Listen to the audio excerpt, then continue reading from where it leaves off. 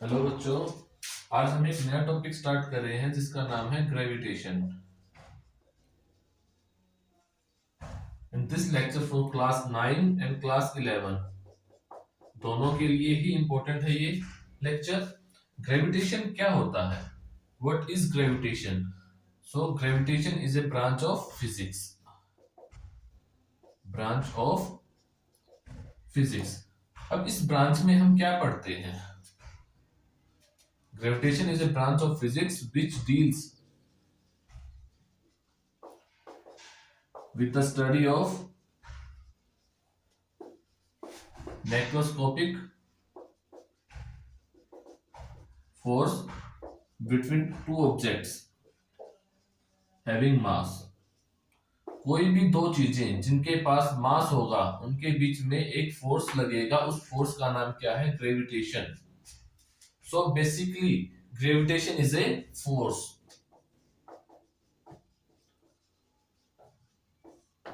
अब हमारे पास कौन से फंडामेंटल फोर्सेस हैं? What are fundamental forces?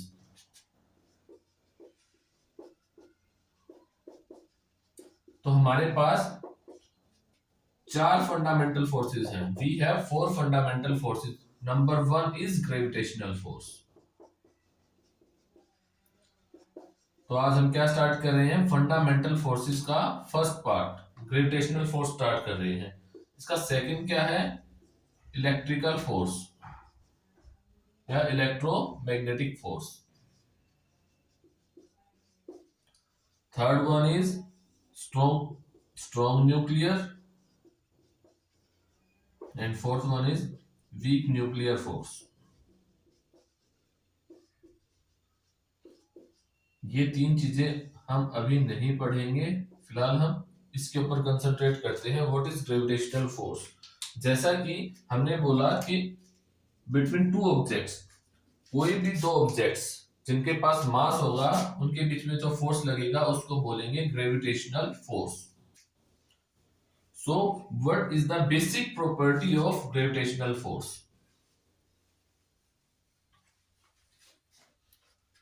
Basic property for gravitational force,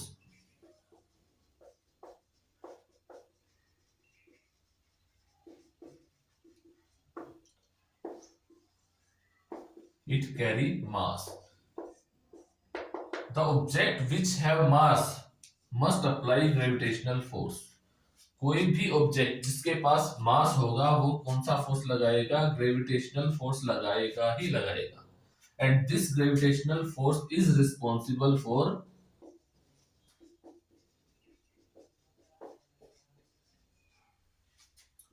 balance of universe. आगे हम पढ़ेंगे, इसके साथ साथ इलेक्ट्रोमैग्नेटिक फोर्स भी जरूरी है। इसके साथ साथ हम पढ़ेंगे कि जो हमने चारों फोर्सेस पढ़े हैं वो रिस्पॉन्सिबल है किसके लिए? बैलेंस ऑफ यूनिवर्स के लिए। फिलहाल जिसके पास मास होगा वो फोर्स लगाएगा। अब हमारे पास एक क्वांटिटी आ गई फोर्स, एक फिजिकल क्वांटिटी आ गई, तो हमें क्या करना है? We have to find out the mathematical form. So what is the mathematical form of gravitational force? Gravitational force है, फोर्स को हम एफ से लिखते हैं, तो ग्रेविटेशनल के लिए हमने नीचे लगा दिया जी।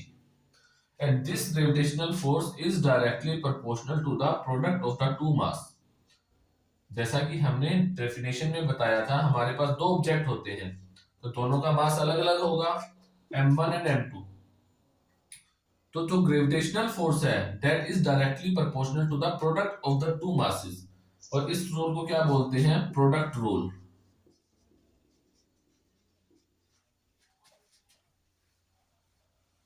Late we have two objects m1 and m2 separated by a distance d। तो इन दोनों के बीच में जो फोर्स लग रहा है Fg वो डायरेक्टली प्रोपोर्शनल है इन दोनों के प्रोडक्ट के, मासेस के प्रोडक्ट के, and inversely proportional to the square of the distance between them.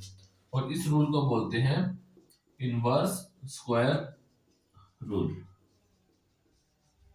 इसको हमने इक्वेशन 1 बोल दिया, इसको इक्वेशन 2 बोल दिया।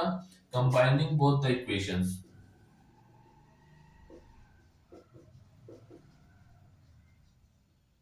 Fg becomes m1 m2 by r square. To remove the sign of proportionality, we use a constant. That constant is given a name g, universal gravitational constant. पूरे universe में कहीं चले जाओ, इस g की वैल्यू चेंज नहीं होगी। अब अगर वैल्यू चेंज नहीं होगी तो इसकी वैल्यू है कितनी? g is equal to 6.67 into 10 raise to the power -11। क्या इतनी सही है? तो देखो, हम कोई भी फिजिकल क्वांटिटी लिखते हैं तो उसके साथ साथ क्या लिखते हैं? उसकी यूनिट, कि हम उसको किस चीज में नापते हैं। फोर्स की यूनिट क्या है? न्यूटन, और इसको लिखते हैं एन से। इसी तरह इस जी की यूनिट क्या होगी? What is the unit of universal gravitational constant?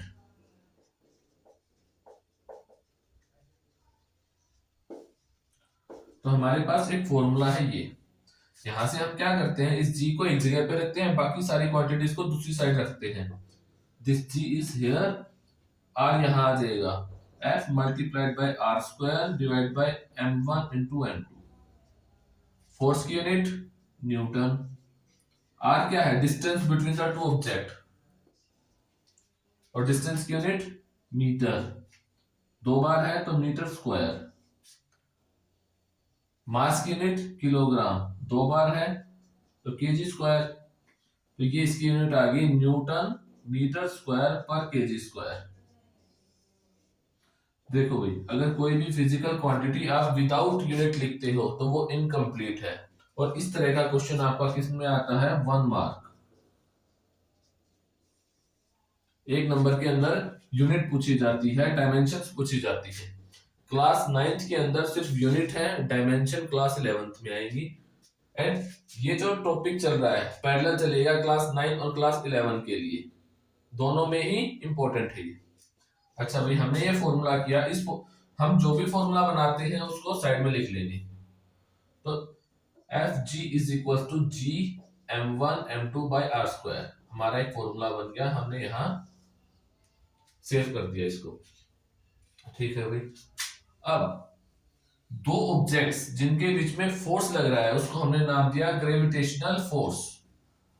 अब क्या आता है कि इन दोनों में से हमने अभी क्या लिया था? एक ऑब्जेक्ट ये m1, एक ऑब्जेक्ट ये m2, दोनों के बीच का डिस्टेंस r।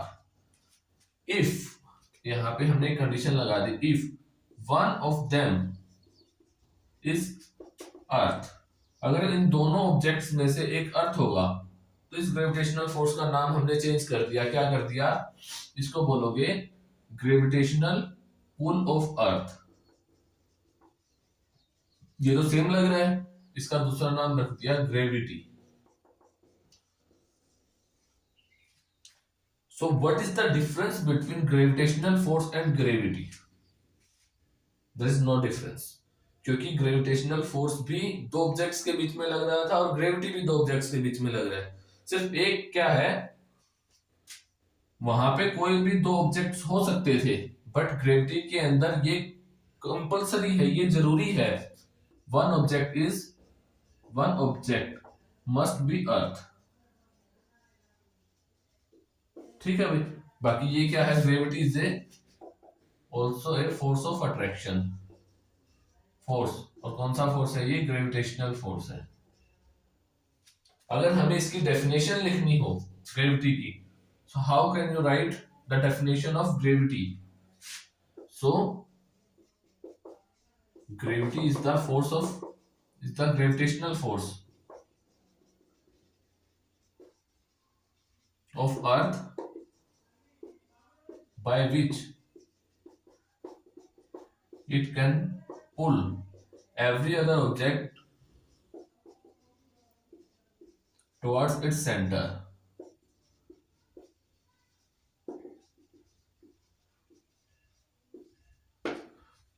ग्रेविटी क्या है? ग्रेविटेशनल फोर्स है अर्थ का, जिस कारण ये हर दूसरे ऑब्जेक्ट को अपने सेंटर की तरफ खींचती है। फॉर एग्जाम्पल, इसको अगर मैं यहां से छोड़ दूं, कहां जाएगा? नीचे। और नीचे क्या है? ये अर्थ की सरफेस है। हम सरफेस के ऊपर रहते हैं, ना कि अंदर। ठीक है, हम यहाँ पे खड़े हैं इतनी सी जगह पे, अगर मैं यहां से ड्रॉप करूंगा तो ये कहाँ गिरेगा, सरफेस पे। अगर सरफेस ना होती तो कहां तक जाता, सेंटर तक। इसी को तो बोल रहे हैं gravity. Earth attract every other object towards its centre. ठीक है भाई, इसी चीज को हम क्या नाम देते हैं, F is equal to mg। हमारा वेट हम कैसे नापते हैं, W is equal to mg। W क्या है, weight. Weight is also unit of force.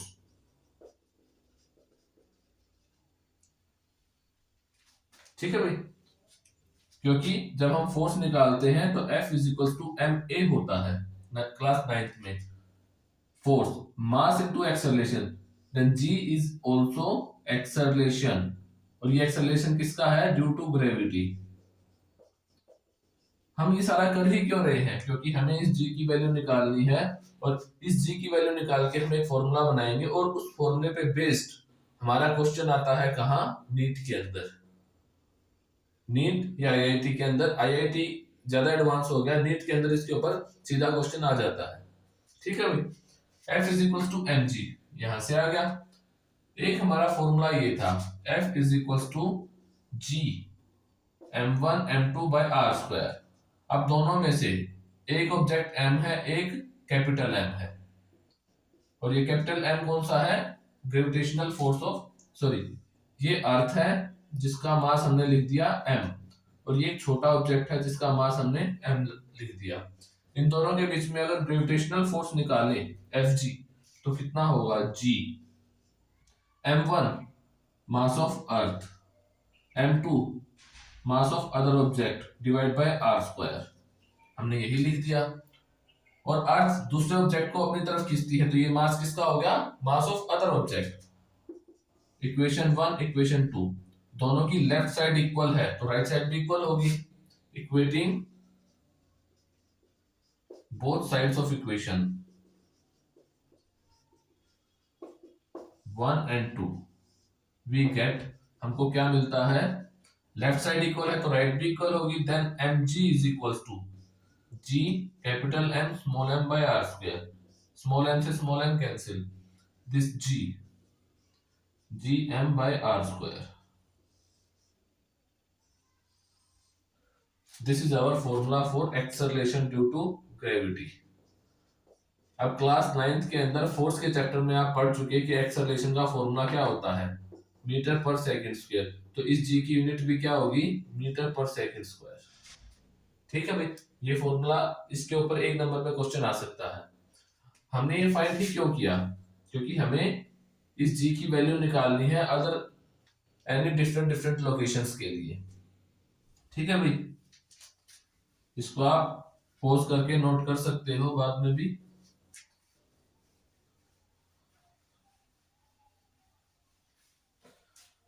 ठीक है भाई, हमारा फॉर्मूला बन गया। अब हमें क्या करना है, variation due to variation in g, और ये g क्या है, acceleration due to gravity, variation in g। और ये g की वेरिएशन किस वजह से, due to height. For example ये हमारी अर्थ है और इसकी रेडियस है ये r। पहला डाउट, अगर एक ऑब्जेक्ट यहां पे है, ये इसके साइड में है या इससे ऊपर है, बताओ भाई। ये अर्थ है, ये यहां पे रख दिया। मेरा क्वेश्चन ये है कि ये अर्थ से ऊपर है या अर्थ के साइड में है। ये पॉइंट, ये अर्थ से ऊपर है या नीचे है या साइड में है। It depends on our reference, कि हम रेफरेंस क्या ले रहे हैं। अगर हम पोल को रेफरेंस ले रहे हैं तो ये साइड में है, अगर हम इक्वेटर को रेफरेंस ले रहे हैं तो ये ऊपर है। समझ में आ रहा है, it depends on reference point. Earth की सरफेस से अलग कोई भी पॉइंट होगा तो वो अर्थ से ऊपर होगा। ठीक है भाई, अब हमने क्या किया, यहां तक का डिस्टेंस है r, क्योंकि रेडियस है, कहीं भी मैच कर दो r बनेगा। अर्थ की सरफेस के ऊपर जो एक्सेलरेशन ड्यू टू ग्रेविटी है उसकी वैल्यू है gm/r²। और सरफेस के लिए ये r कितना हो गया, कैपिटल R, तो gm/r²। 1। अब हमने क्या किया, हम इस ऑब्जेक्ट को थोड़ा सा ऊपर लेके गए यहां तक, और ये हाइट हो गई हमारी h। अब हमें इस पॉइंट P पे एक्सेलरेशन ड्यू टू ग्रेविटी निकालना है। g की वैल्यू तो कहां है, सरफेस पे है। ऊपर गए तो हमने इसको एक नया नाम दे दिया g'। यहां पे एक्सेलरेशन कितना होगा, तो हमारा फॉर्मूला है gm/r²। अब r कितना हो गया, सेंटर से लेके यहां तक का डिस्टेंस, और ये कितना है, दिस r प्लस h, तो r प्लस h का होल स्क्वायर। कितना चेंज हुआ हमें ये फाइंड आउट करना है। इसको बोलते हैं equation number 2। Divide equation 2 by equation 1। Equation number 2 को हमने 1 से डिवाइड कर दिया। g dash is equal to gm/r plus h whole square divide by g is equal to gm/r²। देखो gm से gm तो हो गया कैंसिल, यहां क्या बच गया, g dash by g is equal to, divide के डिवाइड में है तो ये क्या हो जाएगा, r² divide by r plus h whole square. Clear. अब हमने क्या किया, इसमें से r² को बाहर निकाल दिया। अब कैसे निकालेंगे, हमारा डाउट रह जाएगा। तो हमने क्या किया, पहले इसका स्क्वायर खोल दो, r plus h whole square, तो r² plus h² plus 2hr, इसका स्क्वायर ये बनेगा। इसको देखो मैं यहां पे लिख रहा हूं, left side as it is, ये r² एज इट इज, इसको मैंने लिख दिया वैसा, r² plus h² plus 2hr। ठीक है भाई, इसमें से मैंने r² बाहर निकाल दिया। अगर मैं इसको ऐसा लिखूं, 1 प्लस h बाय r और इसका स्क्वायर, कोई डिफरेंस आएगा, मैच करके देख लेते हैं। a प्लस बी, इसको हमने a बोला, इसको हमने b बोला। a प्लस बी का होल स्क्वायर क्या होता है, a square plus b square plus 2ab। a की जगह पे 1 पुट कर दो तो 1 का स्क्वायर, प्लस b की जगह क्या है, h बाय r, तो h² by r², plus 2 into 1 into h by r।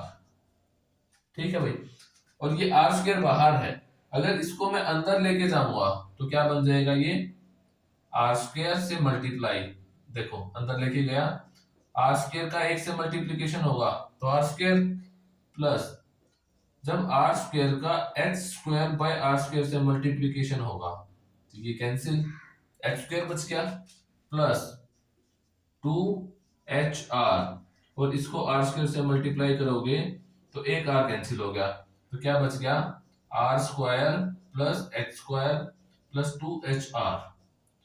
यही तो था r प्लस h², देखो यही आ गया। इसका मतलब अगर हम इसको ऐसा लिख देते हैं तो कोई फर्क नहीं पड़ेगा, तो हमने ऐसे लिख दिया, g डैश बाय g, ये r² से r² कैंसिल हो गया। अब क्या रहा, g dash by g is equal to 1/1 plus h by r, इसकी पावर 2 है। जब इसको ऊपर लेके जाओगे तो पावर क्या हो जाएगी, माइनस, तो यहीं पे लिख देता हूं, देखो इसको ऊपर लेके गया तो 1 प्लस h बाय r, इसकी पावर हो गई -2। क्लास 9 तक इतना है, इतना। थोड़ा सा एडवांस आ गया ये क्लास 11th के लिए। यहां पे हमने क्या किया, हमारे पास एक थ्योरम है जिसका नाम है बाइनोमियल थ्योरम। क्या नाम है, बाइनोमियल थ्योरम। वैसे आती मैथ में है ये, और इसका एक एडवांस है, इसका एक रूल है 1 plus X raise to the power n if 1 is less than x। Sorry, जो ये वाला है x is far far less than 1, अगर ये कंडीशन होगी तो 1 प्लस nx ये फॉर्मूला बन जाएगा। आप अभी 9th में इसको भूल जाओ, आप सिर्फ ये याद रखो 1 plus X raised to the power n होगा, तो हमारा ये फॉर्मूला आ जाएगा।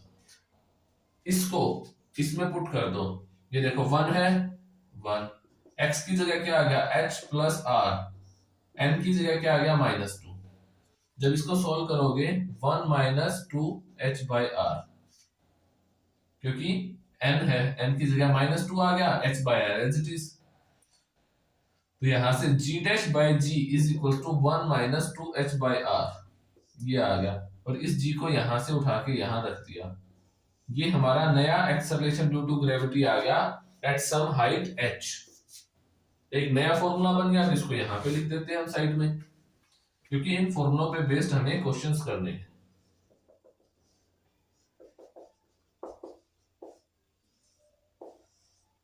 ठीक है भाई।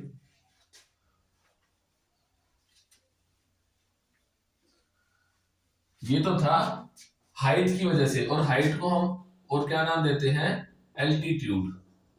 कहीं क्वेश्चन में आपको दिया हुआ होगा at altitude of 50 metre 50 kilometre like this, तो एल्टीट्यूड का मतलब भी क्या होता है, हाइट होता है। ठीक है, अब हमें क्वेश्चन क्या करना है, हमें acceleration due to gravity find out करना है एट ए डेप्थ d। पहले हम हाइट पे गए थे, ये सरफेस थी, इस सरफेस से ऊपर गए थे h हाइट पे। अब हमें क्या करना है, अब हम यहाँ पे ड्रिल करके अंदर की तरफ आ रहे हैं d डिस्टेंस पे। अब फाइंड आउट करना है कि इस पॉइंट पे एक्सेलरेशन ड्यू टू ग्रेविटी कितना होगा। देखो सरफेस के लिए हमारे पास फॉर्मूला है g is equal to gm by R square, इसको तो इक्वेशन नंबर 1 बोल दो। दूसरा, जब यहां पे आ जाओगे तो उसके लिए फॉर्मूला क्या हो जाएगा, g dash is equal to gm by R minus D का होल स्क्वायर, क्योंकि ये d डिस्टेंस इतनी है ऊपर वाली, हमें तो नीचे नीचे का हिस्सा चाहिए। ये r हो गया, ये d, तो ये कितना बच गया r माइनस डी। ठीक है, बट एक प्रॉब्लम क्या आती है कि इस पूरे का मास है m, जो सरफेस के लिए था तो ठीक था, जब हम नीचे आए ये देखो, तो ये वाला सारा मास बाहर रह गया, जो कि काउंट नहीं होगा। और हम फॉर्मूले में क्या काउंट कर रहे हैं, ये मास काउंट कर रहे हैं, इस फॉर्मूले में ये मास काउंट कर रहे हैं, जो कि नहीं होगा। इसका सॉल्यूशन कैसे निकालें, तो हमारे पास एक फॉर्मूला होता है डेंसिटी, और डेंसिटी को लिखते हैं रो से, और ये क्या होता है, मास पर यूनिट वॉल्यूम। अर्थ का मास कितना है m, जब इसकी रेडियस r थी तो वॉल्यूम कितना हो गया 4/3 पाई आर क्यूब। तो मास कितना आ गया पूरी सरफेस के लिए, mass is equal to 4/3 pi R cube into rho. ठीक है भाई, हमने मान लिया कि अर्थ कैसी है, होमोजीनस है, इसकी डेंसिटी हर जगह पे सेम है, वैसे होती नहीं है।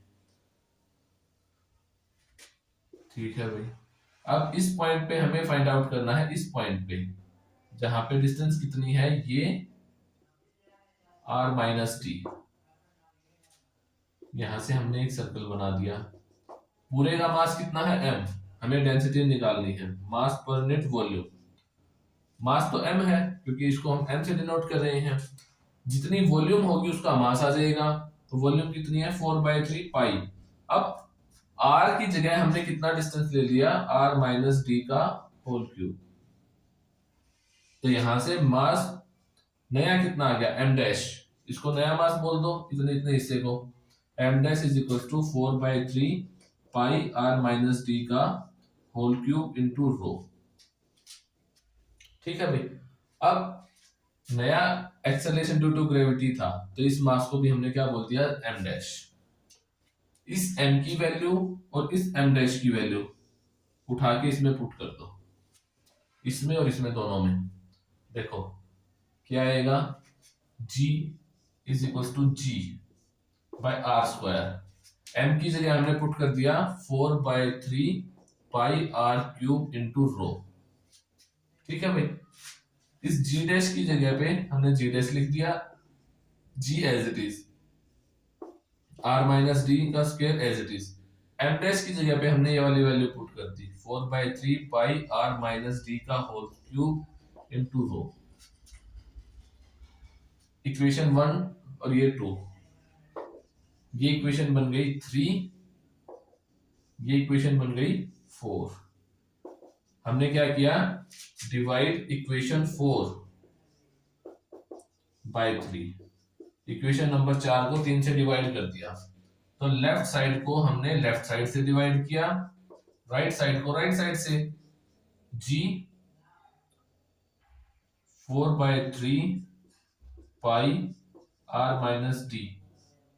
अब देखो ये आर माइनस डी का होल स्क्वायर था और ये पावर 3 थी, तो 2 की 2 से कैंसिल, क्या बच गया सिर्फ आर माइनस डी। यहाँ पे भी आर स्क्वायर है तो यहाँ पे एक आर बच जाएगा बस। 4/3 लिख दिया, जी लिख दिया, पाई लिख दिया, आर माइनस डी भी लिख दिया और ये रो। क्लियर है जी डैश।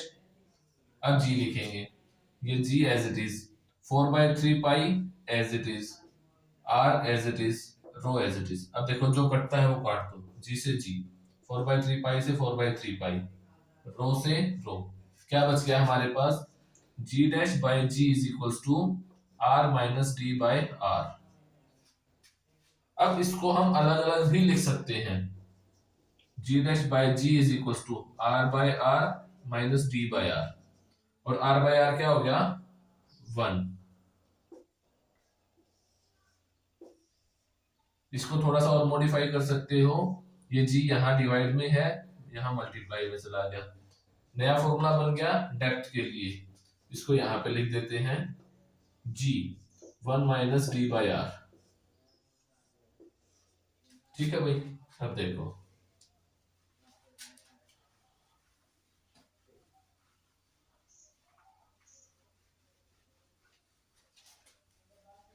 इन फॉर्मूलों पे बेस्ड क्वेश्चन आए हुए हैं आपके नीट 2022 में। ये देखो, ये एक्सेलरेशन ड्यू टू ग्रेविटी, नया एक्सेलरेशन, ये भी नया एक्सेलरेशन। अब देखो ये सेम है, ये भी सेम है, 1 भी सेम है, ये 1 भी सेम है, this R is also same, this R is also same. Equation में अगर हम इस इक्वेशन को और इस इक्वेशन को कंपेयर करें, comparing equation 1 and 2, we get left side equal है तो राइट भी इक्वल होगी। G dash is equal to this, g 1 minus 2h by r is equal to g 1 minus D by r. Clear, g से g cancel, काट दिया भाई। अब देखो bracket 1 minus this 1 minus this equal है, तो ये 1 भी हट गया, यहां से माइनस का साइन भी गया, सिंपल ये बच गया, आर से आर कैंसिल हो गया, तो d is equal to 2h बच गया। और ये रिलेशन है हमारा किसके लिए, हाइट और डेप्थ के लिए। और इसके ऊपर बेस्ड आपके क्वेश्चन आते हैं सीधे सीधे नीट के अंदर। क्या क्वेश्चन है देखो,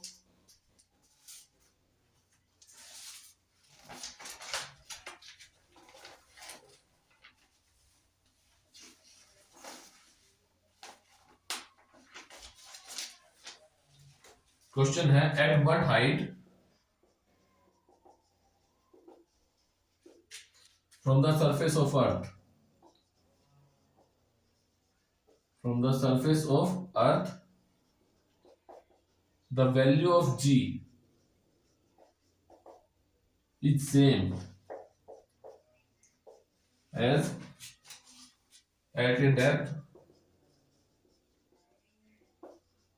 160 kilometer below the surface of earth।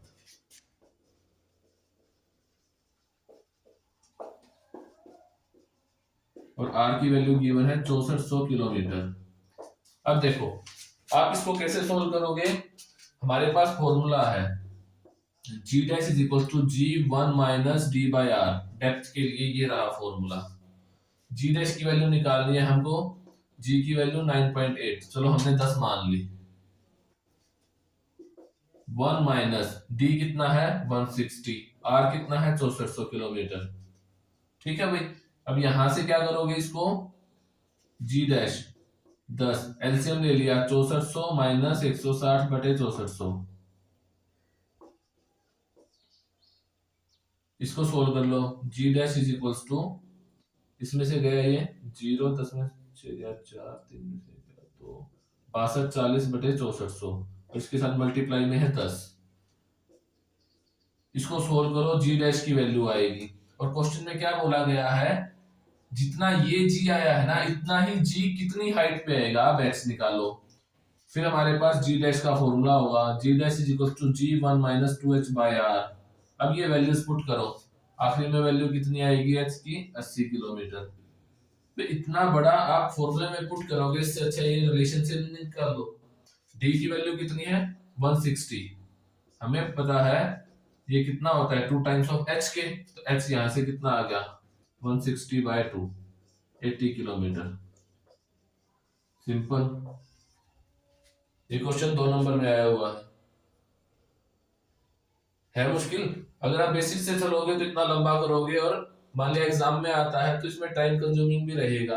आप सीधा यहां से कंपेयर करके इसको इक्वेशन को ये आंसर निकालो और इसे फॉर्मूले में पुट कर दो। ठीक है भाई, ये तो हमारा आ गया हाइट का, डेप्थ का। अब एक क्या होता है, अर्थ की जो सरफेस है, अर्थ की जो शेप है वो परफेक्ट स्फीयर नहीं है।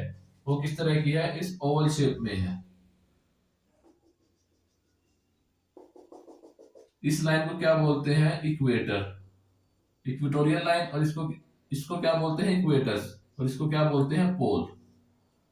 अगर हमें एक्सेलरेशन ड्यू टू ग्रेविटी निकालनी है इक्वेटर पे तो जीई, अगर हमें एक्सेलरेशन ड्यू टू ग्रेविटी निकालना है पोल पे तो जीपी।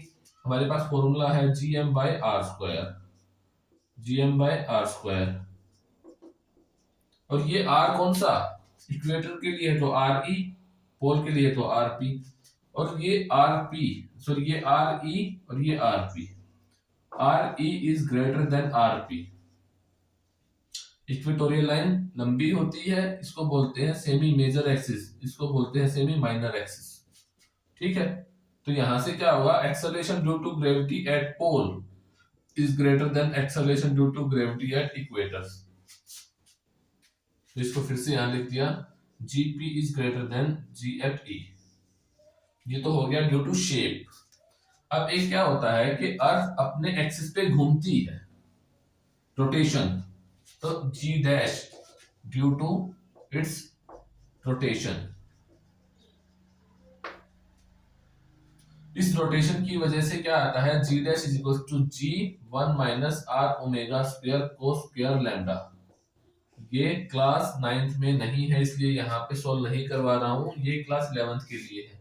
जब क्लास 11th का टॉपिक आएगा तब करेंगे। ठीक है भाई, ये लैम्डा क्या है, जब हमने ये अर्थ बनाई है, ये अर्थ क्या करती है, अपने इस एक्सिस पे किस तरह से घूम रही है। ये इसकी इक्वेटोरियल एक्सिस है। इस इक्वेटोरियल एक्सिस से मान लिया यहाँ पे कोई एक देश है, कोई कंट्री है, वो कंट्री कैसे घूमेगी, वो इस तरह से घूमेगी। इस इक्वेटोरियल के साथ ये जितना एंगल बना रही है इसको बोलते हैं लैम्डा, जिसको बोलते हैं लैटिट्यूड। लैटिट्यूड मतलब एंगल। ठीक है भाई, आपको सिर्फ ये फॉर्मूला याद रखना है फिलहाल, g dash is equal to g 1 minus r omega square cos square lambda. These are the basic formulas for gravitation। और ये सिर्फ किस किस के लिए है, variation of acceleration due to gravity, due to height, depth, rotation, due to its structure. अब हम क्या करते हैं, न्यूमेरिकल्स ट्राई करते हैं इसके ऊपर बेस्ड। देखो भी क्वेश्चन में क्या गिवन है, assuming that the earth is to be a perfect sphere जिसकी रेडियस r है। अब आपसे पूछा है कि किस हाइट पे इसका acceleration due to gravity surface का हाफ रह जाएगा। अगर हम कोई भी क्वेश्चन करते हैं तो उसके लिए क्या बनाना है, पहले एफबीडी, फ्री बॉडी डायग्राम। ये अर्थ है, इसको बोल दिया कि परफेक्ट स्फीयर है जिसकी रेडियस कितनी है r। इसकी सरफेस पे कहीं भी देख लो, g की वैल्यू मान ली gm बाय आर स्क्वायर। ठीक है, अब आपसे पूछा गया है इससे कितना ऊपर जाएं, eight what height, the value of g मतलब नया g बन गया, वो पुराने वाले का हाफ हो जाए, ये पूछा गया है इस क्वेश्चन के अंदर। फॉर्मूला क्या है हमारे पास, ये हाइट के लिए g dash is equal to g 1 minus 2h by r, values put कर दो। नया जी कितना हो जाएगा, जी बाई 2, ये जी 1 माइनस 2, एच हमको निकालना है, आर की वैल्यू कितनी है 6400 किलोमीटर, जी से जी कैंसिल। अच्छा अभी क्या बच गया, 1/2 is equal to 1 minus 2h by r, एक बार हमने आर ही पुट कर दिया। अब देखो ये माइनस का है, इसको इस साइड लेके आओगे तो प्लस का हो जाएगा, और इसको उस साइड ले जाओ तो माइनस का, तो 2h बाई आर इस साइड ले आए, 1 माइनस 1/2, इस 1/2 को वहां ले गए, ठीक है। अब यहां से एक में से आधा गया तो हाफ बचेगा, 2h by r is equal to 1/2, इसको ले आओ ये नीचे आ जाएगा, h by r is equal to 1/4, तो h कितना आ गया r/4, रेडियस कितनी है 6400 किलोमीटर, जी कितना है h is equal to 1600 kilometre हमारी हाइट आ गई। कितनी हाइट पे जाके ये हाफ हो जाएगा 6400 किलोमीटर, 1600 किलोमीटर पे, ठीक है भाई। अब नेक्स्ट क्वेश्चन देखते हैं। देखो हमने ये फॉर्मूला लगा दिया यहाँ पे, सही है, लेकिन ये फॉर्मूला हमें कब लगाना है, when h is far far less then r, मतलब जो ये हाइट है ये इस रेडियस के कंपैरिजन में बहुत कम होनी चाहिए, लेकिन ये 1600 किलोमीटर के कंपैरिजन में 1/4 ही है, ज्यादा कम तो नहीं है। तो हम क्या करेंगे, हमारा बेसिक फॉर्मूला लगाएंगे, ये भी सही है हमारा answer, no doubt. Basic formula क्या है हमारा, g dash is equal to r square by r plus h का होल स्क्वायर, ठीक है। इस जी को यहां ले जाओ, जी डैश की जगह हमने क्या पुट कर दिया, g by 2 is equal to g r square divide by r plus h का होल स्क्वायर, इस जी से जी कैंसिल, क्या बच गया 1/2 is equal to r square r plus h whole square, cross multiply कर दो, ये आ गया आर प्लस एच का whole square is equal to 2r square, square root ले दो दोनों साइड, ये स्क्वायर से स्क्वायर रूट कैंसिल, तो इस साइड तो बच गया r प्लस एच अकेला। यहाँ पे देखो ये, इसको हम लिख सकते हैं √2r, क्योंकि ये दो, इसका 2 का स्क्वायर रूट करेंगे तो √2 आ गया, और r स्क्वायर का स्क्वायर रूट करेंगे तो r आ गया, ठीक है भाई। अब यहां से r plus h is equal to √2r, इस h की वैल्यू निकालनी है तो r को वहां ले जाओ, √2r माइनस r, h is equal to r common ले लिया, √2 माइनस 1 इंटू r, ये हमारा फॉर्मूला, हमारा आंसर आ गया।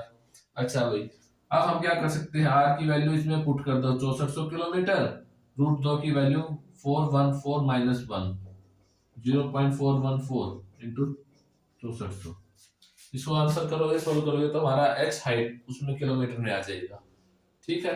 अब हम नेक्स्ट क्वेश्चन करते हैं। देखो भी हमारा फॉर्मूला ये है, ये लिस्ट 1 गिवन है, ये लिस्ट 2 गिवन है, इसमें हमको 4 क्वांटिटीज दे दी, इनको मैच करना है इसके साथ, कि कौन सा किसके साथ मैच होगा, और ये क्या है डायमेंशनल फॉर्मूला।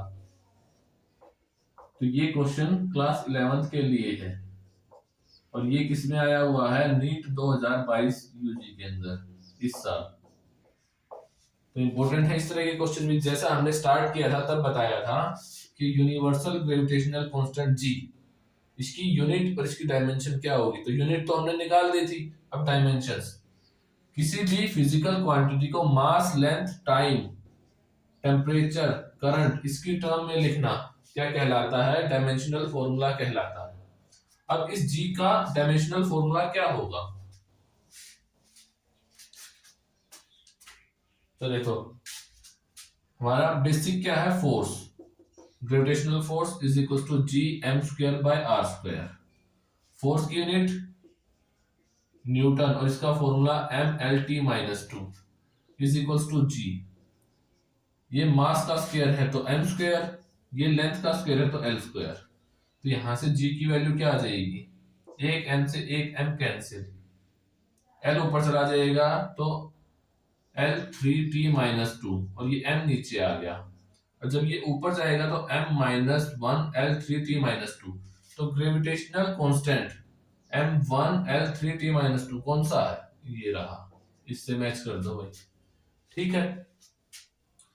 अच्छा, अब एक कंफ्यूजिंग इसमें आपको क्या दे दिया, इंटेंसिटी, कि ग्रेविटेशनल इंटेंसिटी क्या होती है। तो आंसर है जो ये एक्सेलरेशन ड्यू टू ग्रेविटी है ना, इसी को तो ये बोलते हैं ग्रेविटेशनल इंटेंसिटी। और एक्सेलरेशन का फॉर्मूला क्या होता है, लेंथ बाय टाइम का स्क्वायर, मीटर पर सेकंड स्क्वायर, मीटर लेंथ, और ये क्या है, सेकंड टाइम के लिए, l1t-2। तो ग्रेविटेशनल इंटेंसिटी l1t-2। अच्छा भाई, पोटेंशियल एनर्जी क्या होती है, mgh, 9th में भी आती है ये।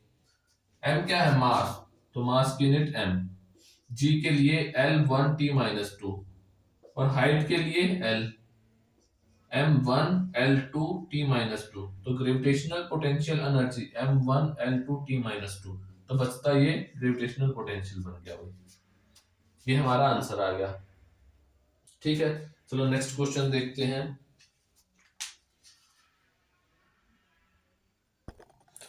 देखो ये क्वेश्चन भी आपका नीट 2022 में आया है। A body of mass 60 gram experience a gravitational force 3.0 Newton when placed at a particular point. The magnitude of the gravitational field intensity at that point is, और ये चार ऑप्शन आपको गिवन है। अब कंफ्यूजिंग इसमें क्या है कि बच्चों को ये नहीं पता होता कि ग्रेविटेशनल फील्ड इंटेंसिटी किसको बोलते हैं। हमने लास्ट क्वेश्चन में किया था कि इस स्मॉल जी को ही ये ग्रेविटेशनल फील्ड इंटेंसिटी बोलते हैं, मतलब हमको जी की वैल्यू निकालनी है। हमारे पास फॉर्मूला क्या है, F is equal to mg, force given है, मास गिवन है, जी निकालना है। कितना सिंपल क्वेश्चन है, और ये क्वेश्चन आपका नीट 2022 में आया है। सिर्फ एक वर्ड कि ये इंटेंसिटी क्या होती है, इसके ऊपर बेस्ड है सारा। F कितना है, 3 न्यूटन, मास कितना है 60 ग्राम इंटू जी। अब देखो ये ग्राम में है, लेकिन हमारा जो ये फॉर्मूला है इसमें ये मास किसमें है, किलोग्राम में है, तो हमको इस ग्राम को किलोग्राम में कन्वर्ट करना पड़ेगा। 60 ग्राम को अगर किलोग्राम में कन्वर्ट करोगे तो 1000 से डिवाइड कर दो, 3 गुना 1000 बटे 60 बराबर है जी।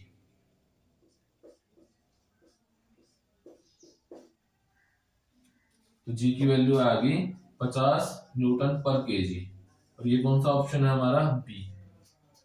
क्लियर हो गया नीट 2022 का एक क्वेश्चन, दो हो गए, एक इससे पिछला भी था। चलो नेक्स्ट क्वेश्चन देखो भाई। देखो भाई नेक्स्ट क्वेश्चन क्या है, एक बॉडी है जिसका अर्थ के ऊपर वेट कितना है, 36 kilogram, 36 KG on the surface of earth. How much would it way on the surface of a planet. कोई और प्लेनेट गिवन है जिसका मास 1/9 of the earth and the radius of is 1/3 of the earth. उस planet के ऊपर इस person का wait कितना होगा। तो सॉल्यूशन देखो, on the surface of earth g की वैल्यू कितनी होती है, gm/r², इसको इक्वेशन 1 बोल दो। On the surface of another planet, formula तो सेम है, g is equal to gm/r², लेकिन ये तो अर्थ के लिए है फॉर्मूला, अदर प्लेनेट के लिए हमने बोल दिया gp। तो मास भी उस प्लेनेट का होना चाहिए और रेडियस भी उसी प्लेनेट की होनी चाहिए। अब mass of the planet and the radius of planet is given in the term of earth, radius and earth mass, gp is equals to g, mass of planet is 1/9, मतलब mass of planet is equals to 1/9 of mass of earth, मतलब 1/9 m by r। rp कितना है, 1/3 of re का square, लेकिन ये तो इतना आ गया, स्क्वायर तो पूरे का होगा, तो 1/9 re का स्क्वायर। तो देखो 1/9 से 1/9 कैंसिल, तो जीपी कितना आ गया, GM by are square. R e लिख दो चाहे आर लिख दो, रेडियस ऑफ अर्थ के बराबर है। जीपी इज इक्वल्स टू जी, मतलब जितना वेट इसका अर्थ पे था उतना ही उस प्लेनेट पे होगा, और अर्थ पे कितना है 36, so the answer is 36 kg। ठीक है भाई, चलो नेक्स्ट क्वेश्चन देखो। देखो क्वेश्चन क्या गिवन है, at what height above the surface of earth acceleration due to gravity decreases by 1%। मतलब ये हमारी अर्थ है, इससे कितना ऊपर जाएं जो जी की वैल्यू यहाँ पे है इसका 1% कम हो जाए। अब जी का 1% कितना होगा, जी इंटू 1/100, मतलब 1/100 टाइम्स ऑफ जी। तो यहाँ पे कितना बन गया, जी डैश, और ये जी डैश कितना होगा, इसमें से इस जी में से 1/100 टाइम्स ऑफ जी घटा दो, इतना बन जाएगा क्योंकि इतना रिड्यूस हो गया, मतलब 99/100 जी, जी डैश बन गया। अब हमसे एच पूछा गया है कि कितनी हाइट पे होगा ऐसा। ठीक है भाई, अब यहां से आप ये भी कर सकते हो कि इस जी को कॉमन ले लिया, 1 माइनस 100 इंटू जी, ऐसा भी लिख सकते हो। अब हाइट के लिए हमारे पास फॉर्मूला कौन सा है, ये रहा, g dash is equal to g 1 minus 2h by r. Height पूछी है, जी डैश कितना है, जी डैश है 1 माइनस 100 टाइम्स ऑफ जी, ये रहा g dash 1 minus 100 times of g is equal to g 1 minus 2h by r. ठीक है भाई, अब देखो इस जी से ये जी कैंसिल, एक में से ये घटाया, एक में से ये घटाया, मतलब दोनों में एक से घट रहा है, तो इसको हम इक्वेट कर सकते हैं इससे, ऐसा हम पहले भी कर चुके। अब यहां से देखो 1/100 is equal to 2h by r, r की वैल्यू कितनी है, हमें एच निकालना है, तो एच को एक साइड रखो, आर बाय 100 इंटू 2, क्योंकि आर ऊपर गया ये दो नीचे आया, आर बाय 100 इंटू 2, आर की वैल्यू है 6400 किलोमीटर, 100 दो जीरो से 2 जीरो कैंसिल, आर की वैल्यू आ गई, सॉरी एच की वैल्यू आ गई 32 किलोमीटर। देखो अभी आपको लग रहा है ये कुछ क्वेश्चन नहीं है, लेकिन अगर आपको ये फॉर्मूले नहीं पता है कहाँ पे कौन सा यूज करना है तो आप नहीं कर पाओगे। लो भाई नेक्स्ट क्वेश्चन देखते हैं क्या होगा। देखो भाई नेक्स्ट क्वेश्चन क्या है कि जो ये एक्सेलरेशन ड्यू टू ग्रेविटी है ये आर पे कैसे डिपेंड करता है, रेडियस ऑफ अर्थ के ऊपर। ठीक है, ये क्वेश्चन आपका आया हुआ है AIPMT 2010 के अंदर, मतलब नीट के एग्जाम में। अब आपको ये ग्राफ बताना है कि कौन सा ग्राफ सही है, लेकिन कंफ्यूज करने के लिए देखो क्वेश्चन में क्या दिया गया है, ऑप्शन ए 4 ये वाला, ऑप्शन बी 1 ये वाला, मतलब आप इन चीजों पे भी ध्यान रखो। आप देखोगे कि मान लिया ये ऑप्शन सही है, इसको टिक कर दिया 2, मतलब 2 पे तो ये वाला दे रखा है भाई, क्लियर है। इस चीज को ध्यान से देखना ऑप्शंस के अंदर के क्या ऑप्शन दे रखा है हमें और हम क्या निशान लगा रहे हैं। अच्छा भाई इसको सोल्व करने के लिए हम इनका यूज करेंगे, g dash is equal to g 1 minus 2h by r, g dash is equal to g 1 minus d by r. ये दो फॉर्मूलों का यूज होगा, ये आपका होमवर्क है, या मुझे कमेंट करके बताओगे कि इसका आंसर क्या आएगा। Thank you.